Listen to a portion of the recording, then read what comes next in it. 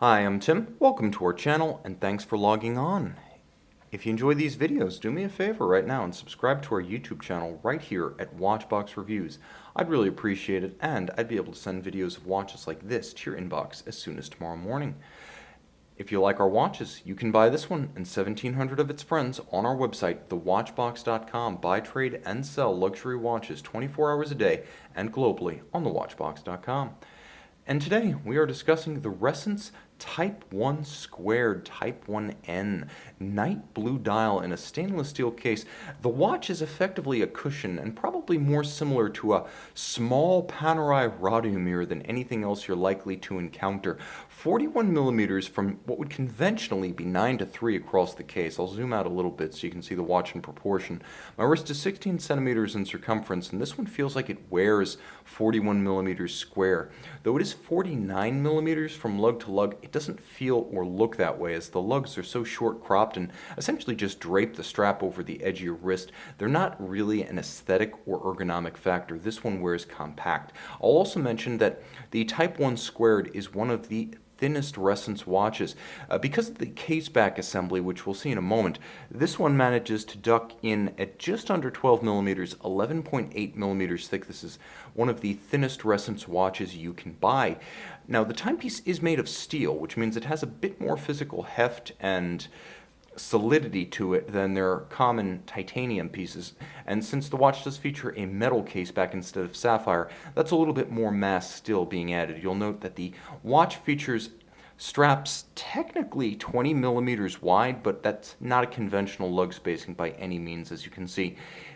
The timepiece featuring no constraint in the movement of the strap. You can pull it straight down around the tight curve of a small wrist. You can see my camera in the polished flank of the case as well. Now you'll note the strap is a very thin stitched leather. It's bonded, stitched only at the junction with the lugs. The remainder of it is just held together by adhesive to create a seamless and extremely thin profile. It's a dark navy blue with extended perforations to avoid gouging. Thoughtfully designed like everything else. You can see it has a counterweighted clevis style buckle in matching steel, all of high polish. Now the watch does feature an interesting case form, and once again the comparison that comes to mind is Panerai.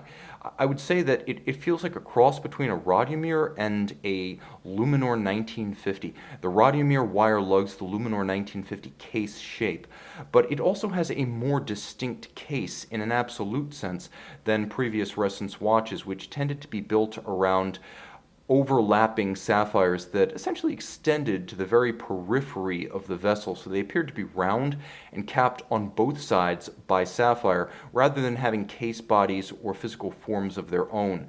They were simply round. This one actually has a square, or I should say rounded square profile. Now inboard, the dial itself is made of German silver and then blued, which is to say it's sort of nickel copper zinc corrosion resistant alloy. It has very strong, let's get close, give ourselves some more aperture. It has very strong metallic grains to it. As you can see, it's not a sunburst, rather it is circular concentric brushed, and as you can see, each individual register is itself circular grained. So you have a dramatic effect as you move this one through the light, and the rays dance across the metallic grained circles of various size. You'll also note that it's a relatively easy watch to read in the sense that you can see all the hands and calibrations stark against the blue base, but you may not know what you're looking at without some orientation. So what you're looking at is a regulator style dial. Everything moves clockwise, so this is the day of the week. It's pretty simple. The 2 weekend days, it moves in a clockwise direction, so right now it's Friday. And you can see that the hand is approaching the middle of that little arc, the white arc, which tells you you're looking at the first half of the day, not the second half. You also note that the hour is between 7 and 8, so we're between 7 and 8, and oh, look, it's 7:32. That's the time you're looking at, 7:32 in the morning. And remember, the day of the week indicator is going to give you the day of the week, but also AM, PM, based on where that hand is in its arc. There's a runner or constant seconds indicator, and all of this is robustly luminescent, so there will be a lume shot. But first I want to show you how this actually moves, because you don't truly get the dynamism of the watch. My nails, regrettably, manicured down to stubs, but you don't truly get the dynamism of the watch unless you see it in action. Now you turn the case back, and the case back is used for both winding and setting. Though it isn't automatic, you can manually wind it and set it through the case back, and it is a spectacular piece of theater. It's almost as much fun, possibly even more, in the dark. Now, of course, this is a new design. This is something specific to the Type 1s, and the original Ressence concept was to have a sapphire on the back, the sapphire being a round and somewhat difficult to grip winding and setting mechanism. You'd have to sort of just use the tractive effort from your fingers to turn it, and sometimes a great effort. This lift-up hinge first requires the removal of the caseback sapphire, but also gives you far better purchase. And you'll note that there are some instructions of a rather cursory nature, and perhaps cryptic if you're not familiar with the watch, explaining how you use this caseback. There's actually a small arc that you can find. Notice how it says if you want to wind, turn it counterclockwise. You will find a gritty arc of resistance, and here it is. Once you meet, you hear it clicking? Once you meet that resistance, you just turn back and forth in a ratcheting style to wind the watch. Now you'll also note that if you double down on those instructions, that you have set time and set day. There is a quick set for the day that allows you to ratchet back and forth while advancing the day in one direction rather than having to turn through multiple 24-hour periods. This watch does now feature a quick set function that is not universal to other Ressence models. So the ROCS, Ressence Orbital Convex System, has been upgraded.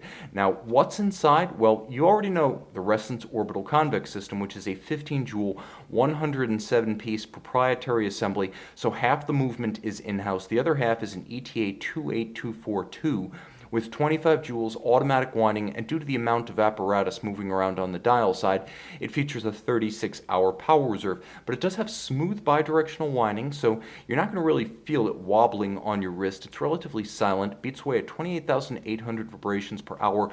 The one thing this watch is not is water resistant.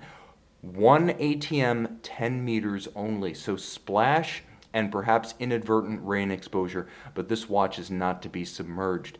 But in every other respect, this could be your daily driver for the office, for home, for casual encounters. It's even thin enough now, thanks to the new caseback form, to wear with a suit and a dress cuff. It can easily slide underneath. Though roughly 12 millimeters thick, look at that profile. Anything will ramp up and over, simply gliding over the periphery of this watch. Handsome, different, distinctive, and with fewer than 400 pieces made per year at Ressence, quite rare. This is the Ressence Type 1 Squared Type 1N in night blue. And we are back with the Ressence Type 1 Squared Type 1N. As you can see, it's also beautifully blue by night, but note, the day of the week, luminescent orange luminova, thoughtful details, spectacular lume shot, a 24-hour-a-day watch, 7 days a week.